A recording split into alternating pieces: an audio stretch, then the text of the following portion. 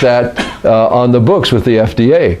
So, times change, and I'm not saying that what I just said is in that category, but it is in the domain of a theoretical contraindication based on a mechanism, on a concept, right? So, brain food.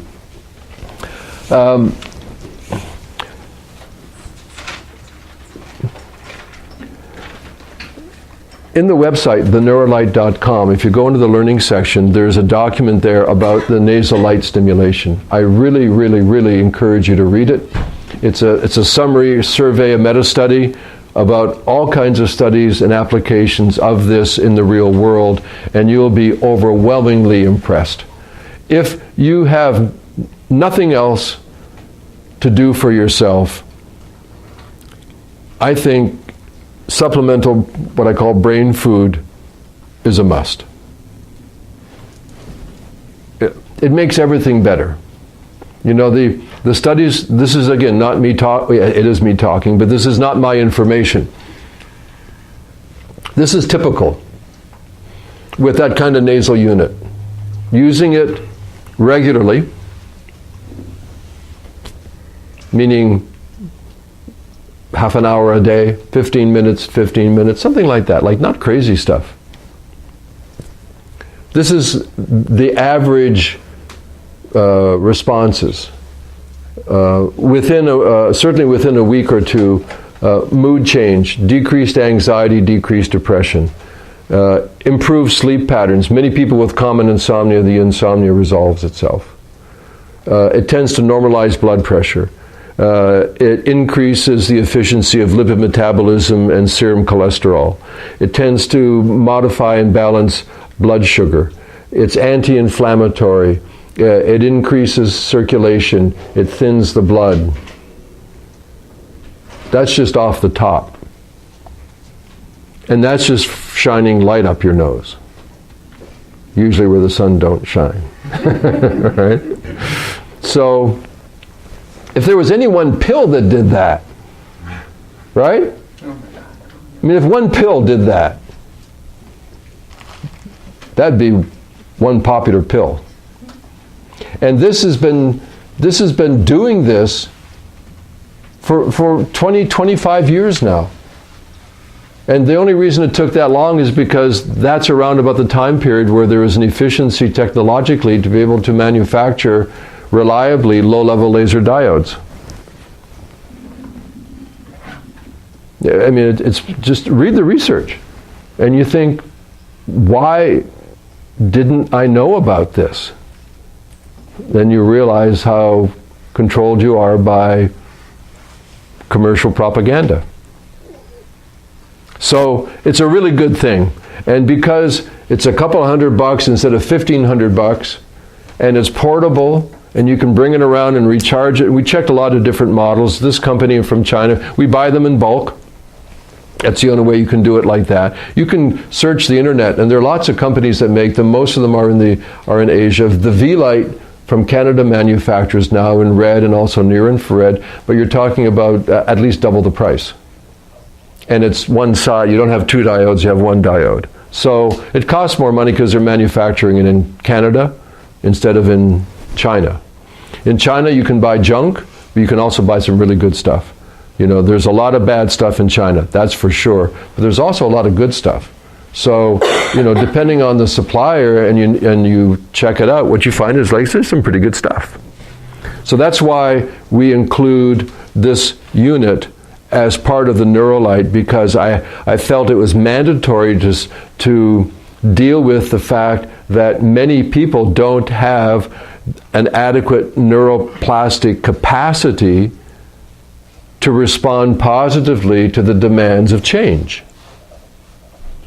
And even if you didn't do flicker, light, everything, just having this as part of your life is fantastic. I mean, if it's the most vegan, organic, gluten-free, non-GMO, pesticide-free food you can eat is light. And one of the things that's beneficial about putting it into the blood is, of course, this venous return, right? So capillary, venule, vein, dump into the heart, swish around through the lungs, toss carbon dioxide, pick up oxygen. So that's the pranic element, right? And the first big pump out of the heart, the first push is, if you know your anatomy, you got to know this, right? It's straight up into the brain. It's like a Vegas fountain. For two reasons. One is the brain is always hungry.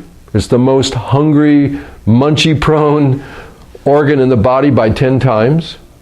And the other, and this is a complaint I have with the design feature, for some reason, it's the only major organ that is above the heart. It has to squirt up against gravity because we stand on two legs.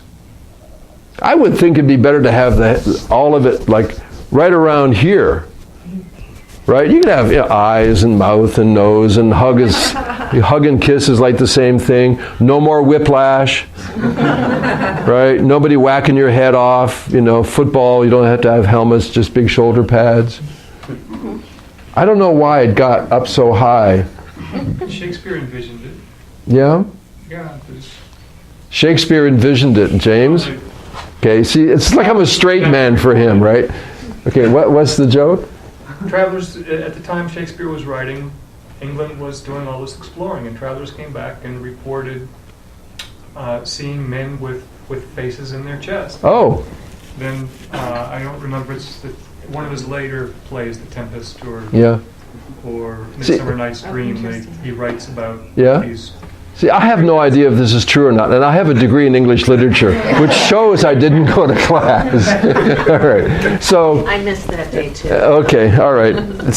Anyway, this is about the brain food with the nasal light, and the fact is that the first big pump out of the heart, that not only is it freshly oxygenated, but it's also photoactivated. And the first delivery, unlike the transcranial, which is directed from the outside in, but only penetrates the neocortex, this goes three-dimensionally up into the architecture of the entire brain.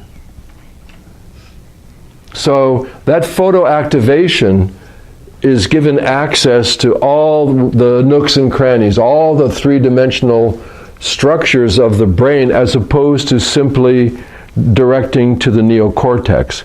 So I think they're both excellent. The V-Light sells this with a nasal. They've got a theory that if you use near-infrared, that actually the penetration is going to be far enough to hit into the hypothalamus and the base of the brain. The biggest and the brightest with the machines to prove it say, I don't think so. It doesn't much matter. The important thing is you can use light to increase neuroplastic capacity. This is critically important for anybody that has low vitality because of any number of conditions. The most evident and obvious is this peculiar thing we call aging. Certainly, anybody past 40 is game. Anybody past 50 is going to feel benefit. Anybody past 60, it can change you. And beyond. It's a really, really big deal. There's a lot of reconsideration of the initiation of pathological conditions. Like, why was I able to say that just sticking light, I guess I like to say it because it sounds crude, sticking light up your nose, but you know what I mean, getting light into your bloodstream can do so many things. Mood improvement, anxiety, depression down, sleep patterns improving, blood pressure normalizing, lipid metabolism, going towards a healthy norm, blood sugar better metabolized, anti-inflammatory, blood. By the way, people that are on blood thinners and they begin to use it, they should have an initial blood check with their doctor, because chances are very good within a couple of weeks they're going to have to decrease their meds if they're on warfarin or something, which is very common these days. If it can do all of these things, what's going on? Let's say you have a garden. Flowers here, vegetables here, fruit trees here. And I guess to use the analogy, they all get enough sunshine and you give them some water. Why do they all benefit from? Because that level of need is so fundamental. It's such a having any cell that does any function does the function based on ATP energy. If it's a muscle cell to contract, it needs ATP. If it's a mucosal cell that secretes, it needs ATP. If it's a nerve cell that conducts signal, it needs ATP. No cell does its job without an energy supply via ATP. That's why the mitochondria live in the cells, anywhere from thousands to tens of thousands of these little energy-producing peanut-shaped things. It's a good deal. They get to live there and they get food as long as they produce ATP. And that's how genetic tracking is done, by the way, because the ATP that you get has its own DNA. It's not the same as your human DNA. And you get your ATP through your mother. And that's why all the matriarchal tracking all the way back to Eve in Africa is all done by tracking the mitochondrial ATP in the DNA. Because the mitochondria are little bugs that made a deal with us a long time ago. And their job is, I'll give you all the energy you want as long as you let me live here and you feed me. Interesting. So, it does so many good things because the need is so fundamental to all these processes. It's like if you don't get enough rest, and there are all these problems you've got, and then if you start to get enough rest, so many other problems go away just because rest is a fundamental need.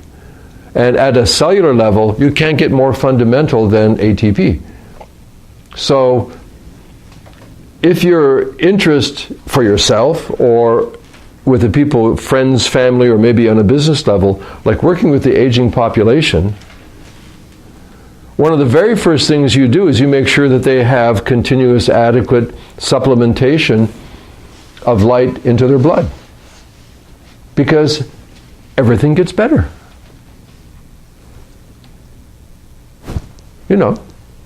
They still can have the same problems, but they say this is weird. This is true of any self-regulatory enhancement. I saw this working with the Russians.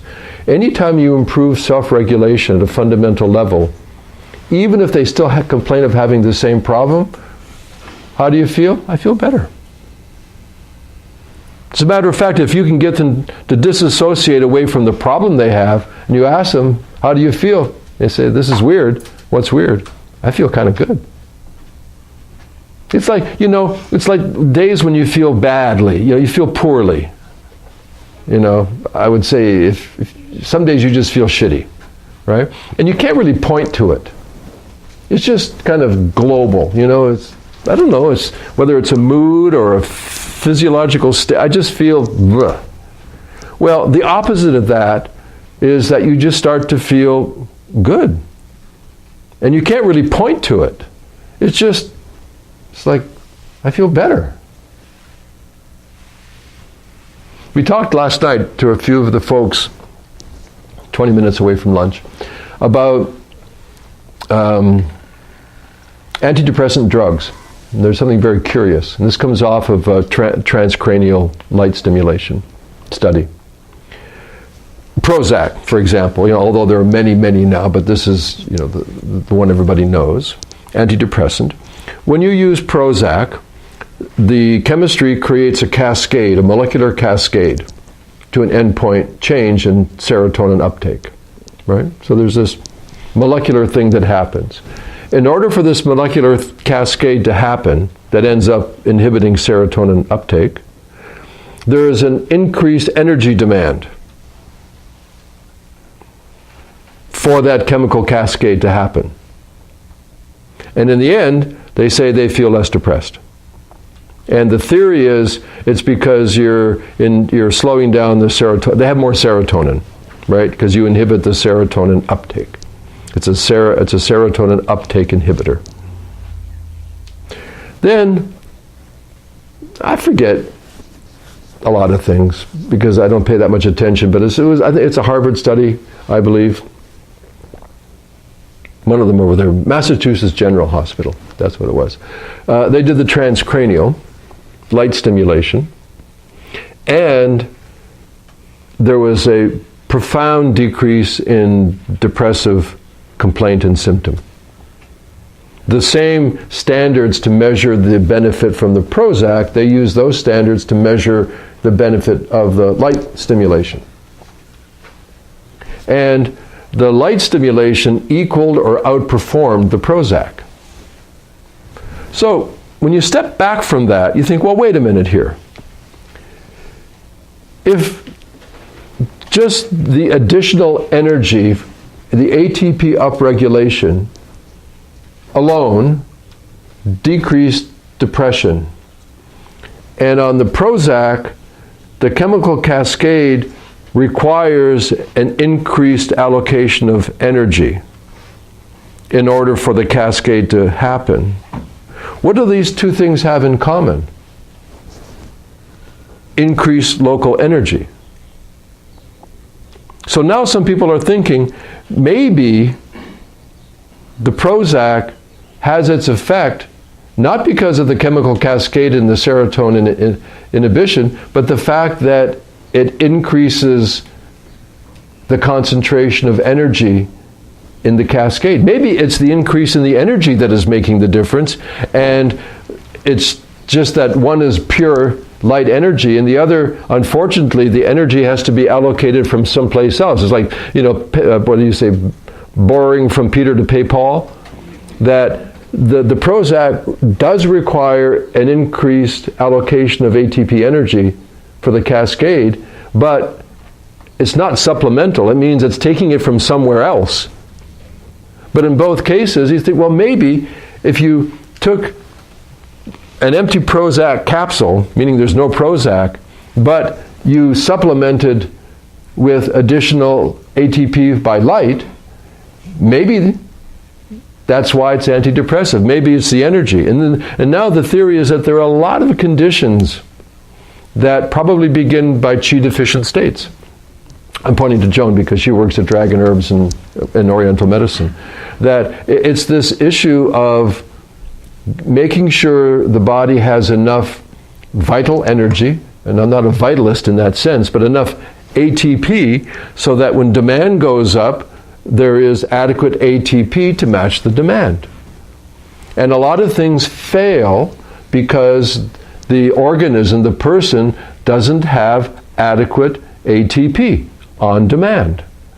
So you get all this stuff that happens. That's why I think, I'm 67 now, which I don't know how that happened, but what I recognize is when I use the Neurolite, and we'll talk about Brain Gym after lunch, you think, I'm the inventor and I only use the stuff that's meant for aliens or something because I invented it, all the really special stuff.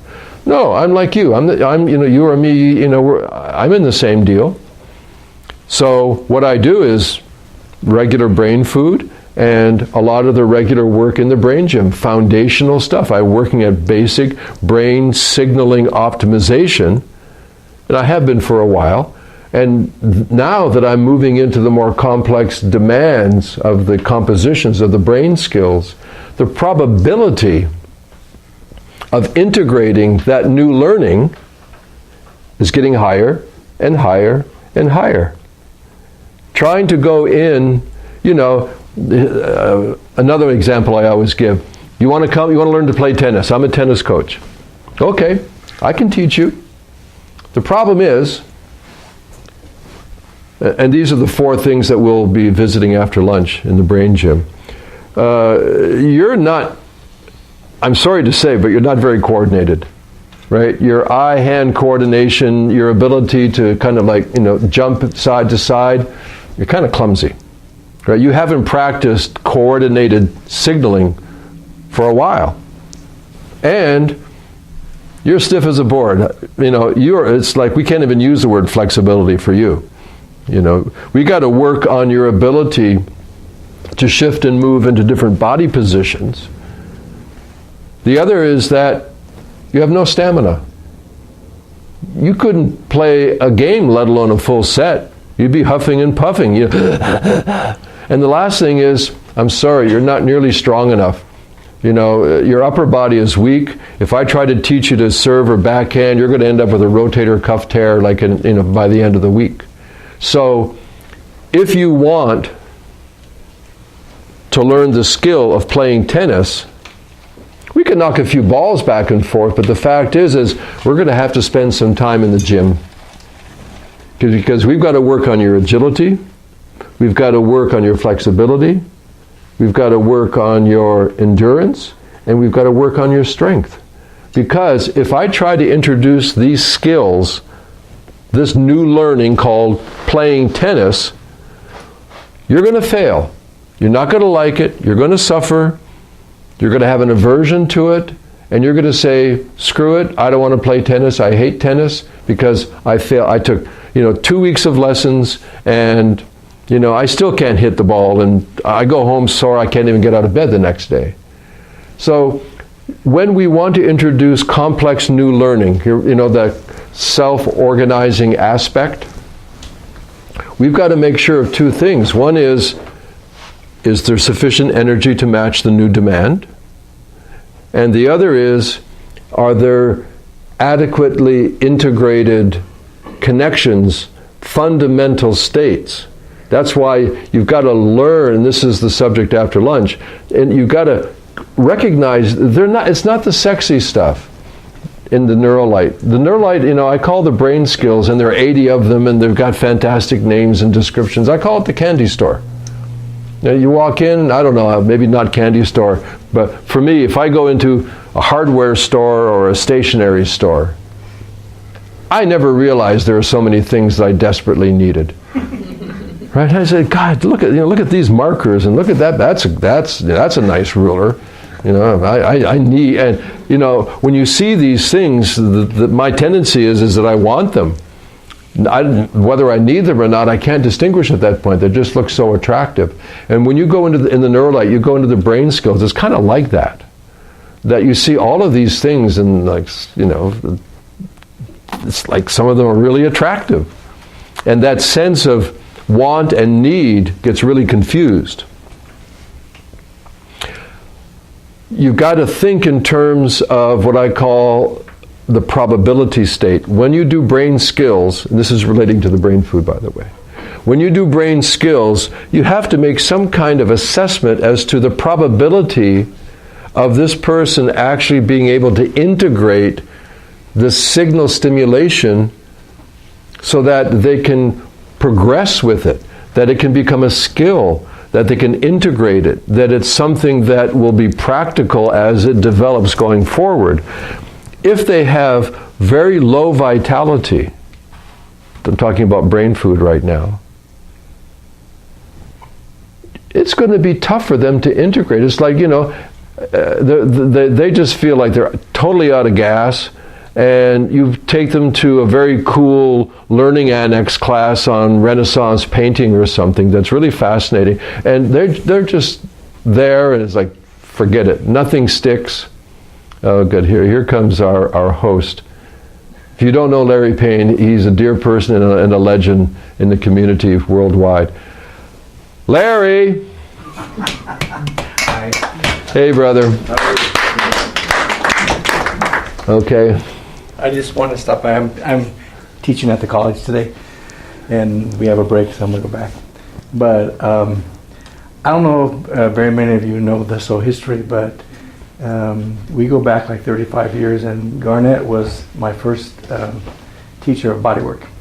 And there are Garnett groupies all over this town, and because he's a fabulous teacher. And then he went on and learned a lot more about other things.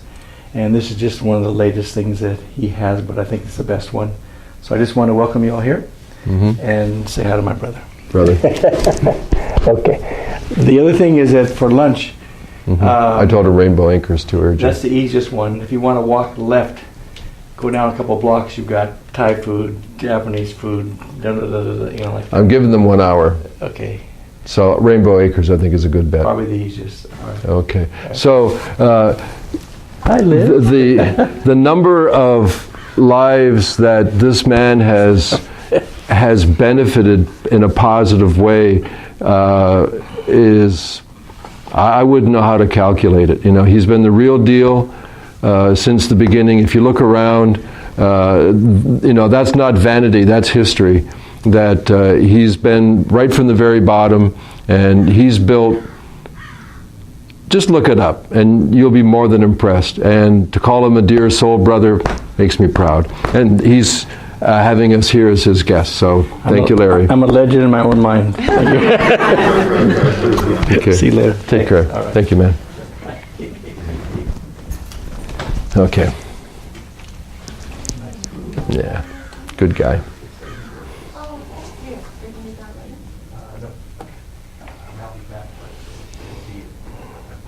I'm really sentimental, so I have to take a minute.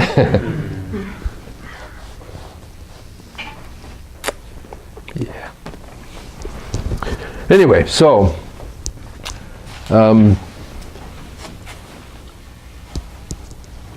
the idea of neuroplasticity is to use the fact of it for benefit. And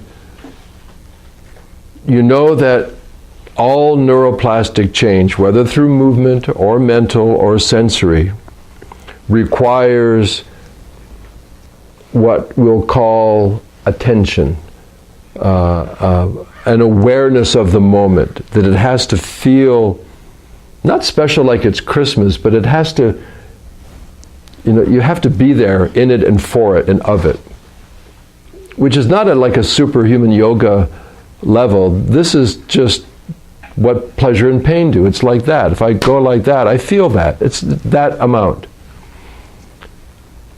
Underlying that, there are a couple of basic requirements. If these are not adequate, things won't happen the way you want.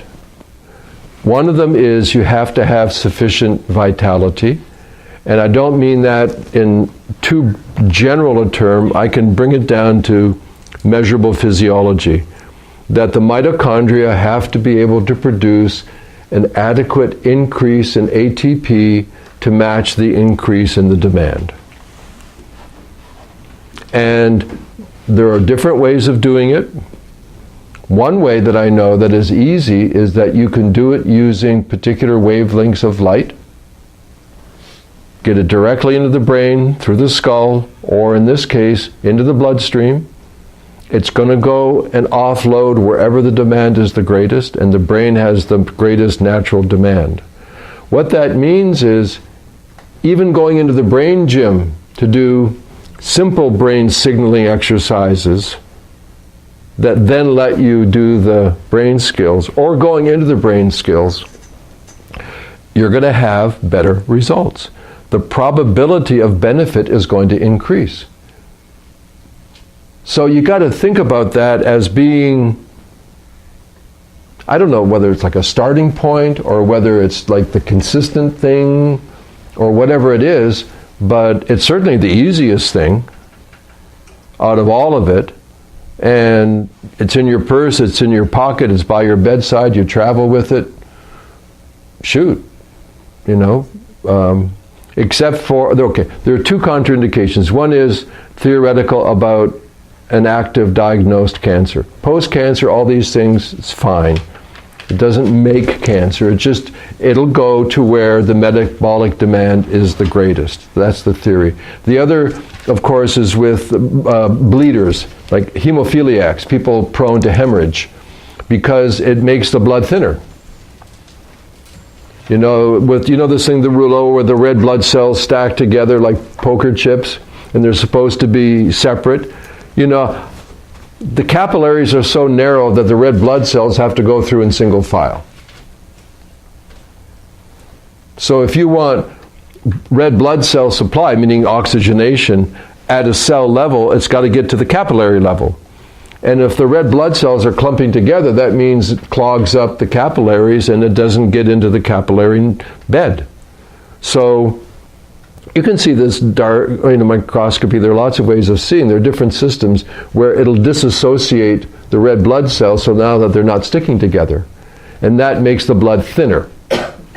Right? So that's one of the things that the brain food does in the blood, is it makes the blood thinner. So if a person has low platelet count, if they're a bleeder, or if they're on blood thinning medications, if they're hemophiliac, then it's generally contraindicated because, it's just a condition they have. If they're on a blood thinning medication, and a lot of people are these days, caution them that this has, and you can show them the study, it's not you making up scary stuff, that one of the benefits of this is increasing microcirculation. That's fantastic good news for wellness. But if they have a low platelet count and they bleed easily and profusely, and there are a few people like that, or if they're on blood thinner medication, have a blood test, get your baseline, go back to the guy. You don't have to tell the physician what you're doing, just saying you want another baseline because you think maybe you want to adjust your meds. And most typically after at least a couple of weeks, what they'll find is like, whoa, we can half your dose here. And for some people, again, not my claim, but out of the research, because this is wellness, not medicine, there are lots of people that go off blood thinners using the brain food. Not a bad thing. There are a couple potential early side effects of using it in the nose. Some people, especially of low vitality, will experience a paradoxical fatigue for a short period of time. It's weird. They do it because you have this false expectation it's like caffeine or something, right? It's not excitation. Caffeine creates excitation, but actually demands energy to respond and create excitation. So, you're feeling lifted, but actually you're draining yourself at the same time. It's a tricky chemical, caffeine, and any of the exciters. So the brain food, the light, is not excitatory. It's an energy resource for cell function. Whatever the cell needs to do uses that upregulated ATP. So it's not excitatory. There are people that use it right before sleep, and it helps them sleep if they're insomniacs. Right? So, but with the blood thinning thing, you have to watch and see because the meds are strong. And the light is quite effective, and you can show them the straight-on research. Depending who you work with, some docs like to know about it and some docs don't, so that's your call. Yes? Has there been a... Oh, I said yeah. Pardon me, finish my thought. Keep your questions. Okay. One is a paradoxical sense of fatigue where you feel like, I just need a nap. And you thought the thing was supposed to pick you up. Actually, the nap shows you that the system is using this activation to do a lot of work, and it wants you to be quiet so that it can finally get the work done. The other is because of the nasal. Some people will feel a little like a dry throat, a little bit, but that goes away quite quickly. The unit that we have has 3 power settings: low, medium, and Debbie. and high. I'm joking.